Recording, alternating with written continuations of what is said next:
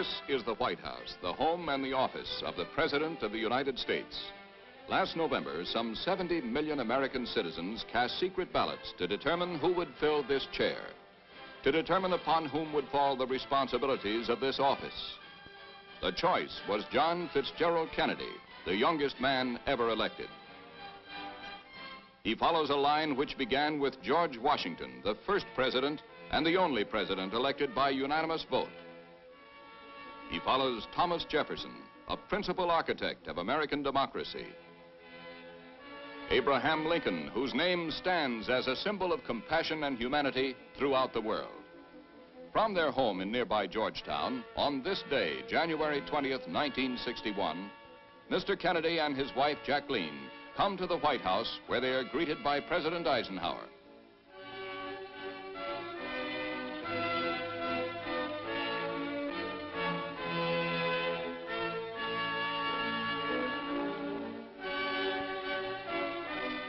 Vice President Nixon, Vice President-elect Johnson, and their wives were also guests at the White House.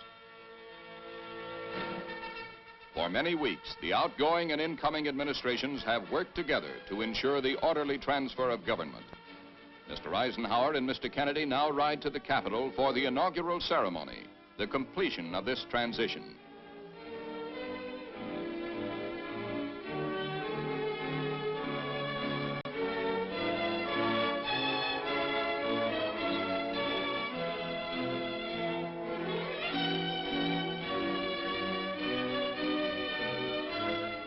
Undaunted by the unusually cold weather, the crowds began to gather early in the morning.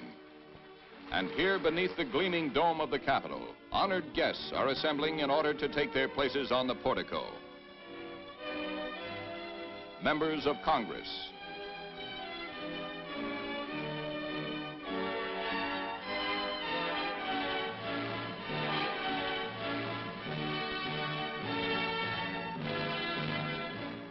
former President Harry Truman and family.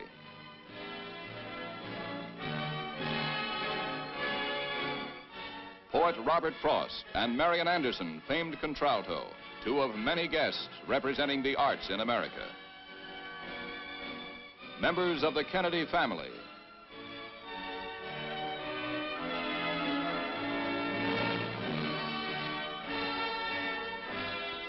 Justices of the Supreme Court.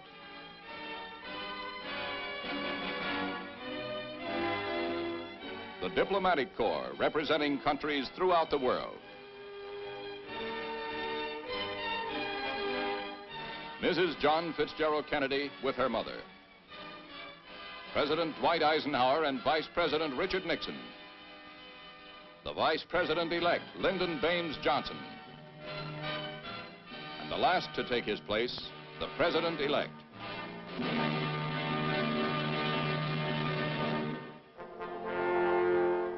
This crowd gathered on the Capitol grounds is about to witness the Chief Justice of the United States, Earl Warren, administer the oath of office.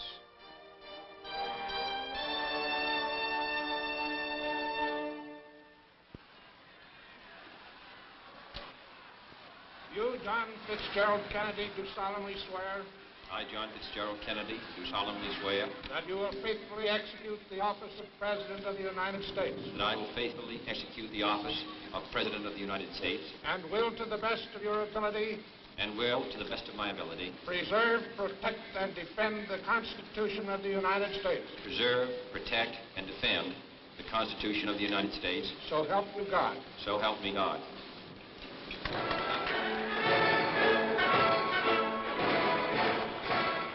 In his inaugural address, the President emphasizes that the same revolutionary beliefs for which our forebears fought are still at issue around the globe. That the rights of man come not from the generosity of the state, but from the hand of God.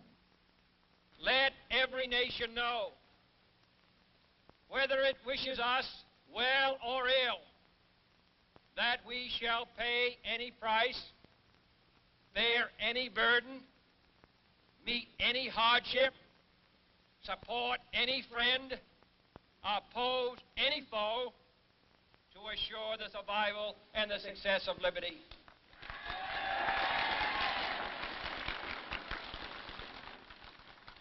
This much we pledge and more. To those old allies whose cultural and spiritual origins we share, we pledge the loyalty of faithful friends. United, there is little we cannot do in a host of cooperative ventures. Divided, there is little we can do, for we dare not meet a powerful challenge at odds and split asunder. To those new states whom we welcome to the ranks of the free, we pledge our word that one form of colonial control shall not have passed away merely to be replaced by a far more iron tyranny. We shall not always expect to find them supporting our view, but we shall always hope to find them strongly supporting their own freedom, and to remember that in the past, those who foolishly sought power by riding the back of the tiger ended up inside.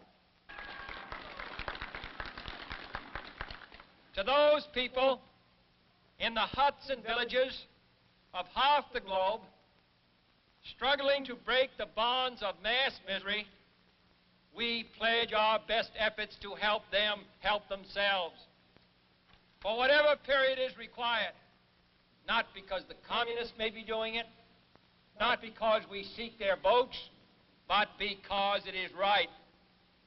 If a free society cannot help the many who are poor, it cannot save the few who are rich.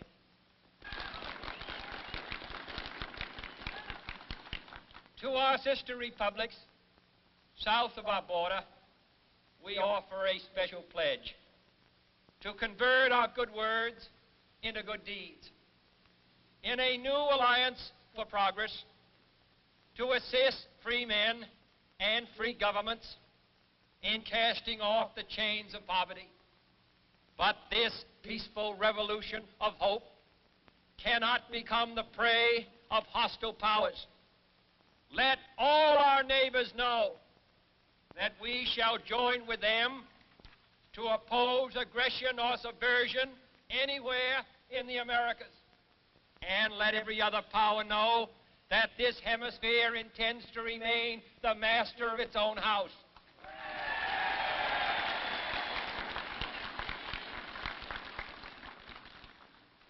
To that World Assembly of Sovereign States, the United Nations, our last best hope, in an age where the instruments of war have far outpaced the instruments of peace, we renew our pledge of support to prevent it from becoming merely a forum for invective, to strengthen its shield of the new and the weak, and to enlarge the area in which its writ may run.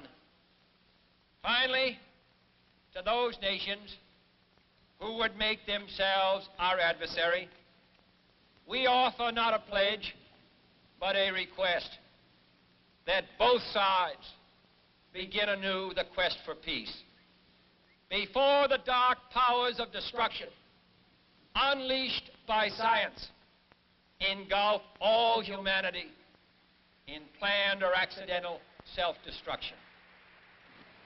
So let us begin anew, remembering on both sides that civility is not a sign of weakness, and sincerity is always subject to proof.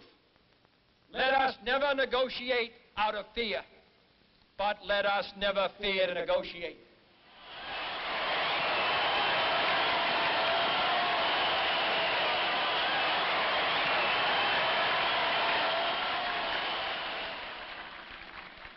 My fellow citizens of the world, ask not what America will do for you, but what together we can do for the freedom of man.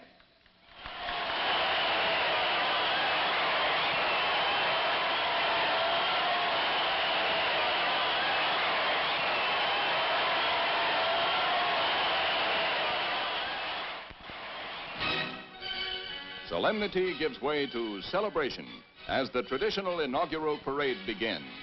this year celebrating the birth of a new generation of Americans. A new generation, in President Kennedy's words. Born in this century, tempered by war, disciplined by a hard and bitter peace, proud of its ancient heritage.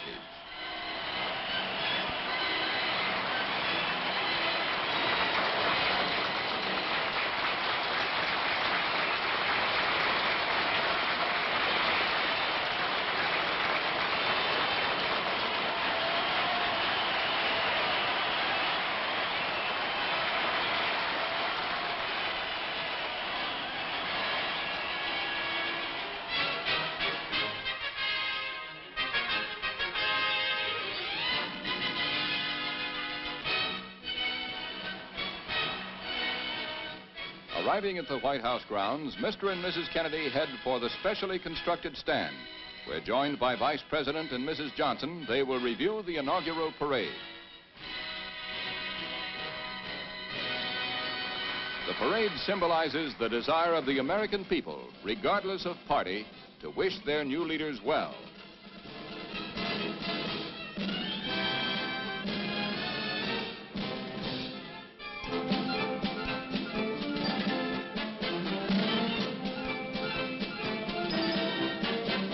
The cadets of the United States Military Academy.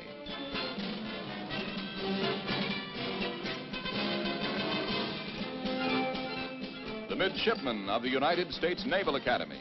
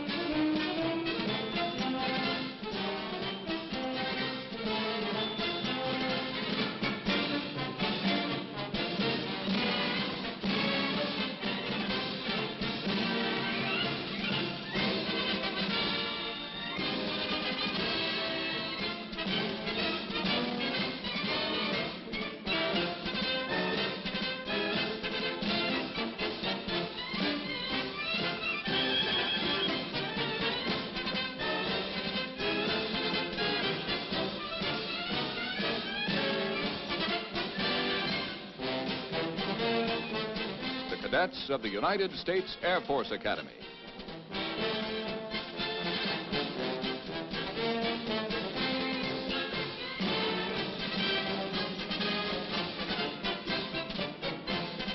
Floats representing the states in the Union add color and gaiety to the occasion.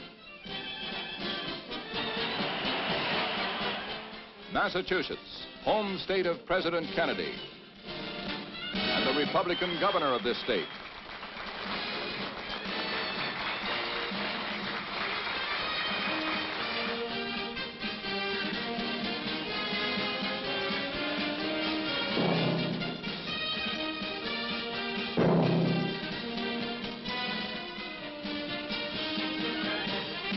Texas, home state of Vice President Johnson.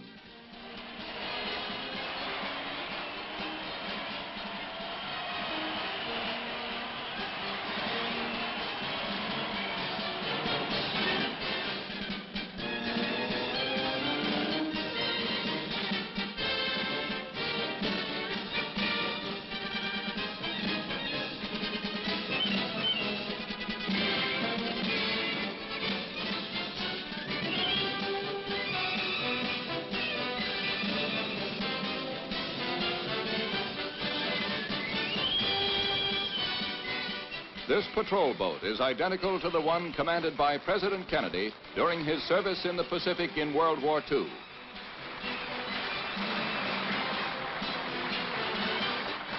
And so a nation spends the afternoon of an important day celebrating the inauguration of its 35th president. However, President Kennedy's day is far from over. Early evening brings a display of fireworks.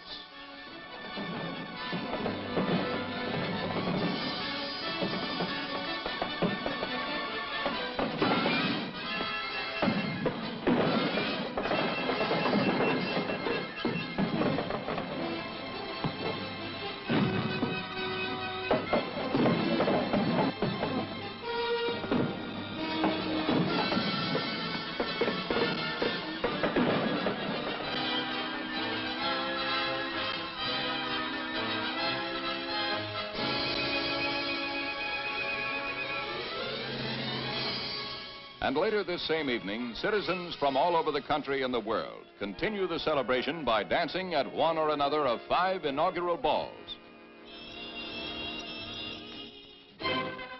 During the ball, the President, with the First Lady and the Vice President and Mrs. Johnson, introduces the members of the new cabinet. The Secretary of State, Dean Rusk, and Mrs. Rusk. The Secretary of the Treasury, Douglas Dillon, and Mrs. Dillon. Secretary of Defense, Robert McNamara, and Mrs. McNamara. Attorney General Robert Kennedy and Mrs. Kennedy. And the Ambassador to the United Nations, Adlai Stevenson, and his daughter-in-law are among those presented. The following day at the White House, the Cabinet is sworn in by Chief Justice Warren in the presence of Mr. Kennedy. These men will assist the President in fulfilling the responsibilities of the executive branch of the government.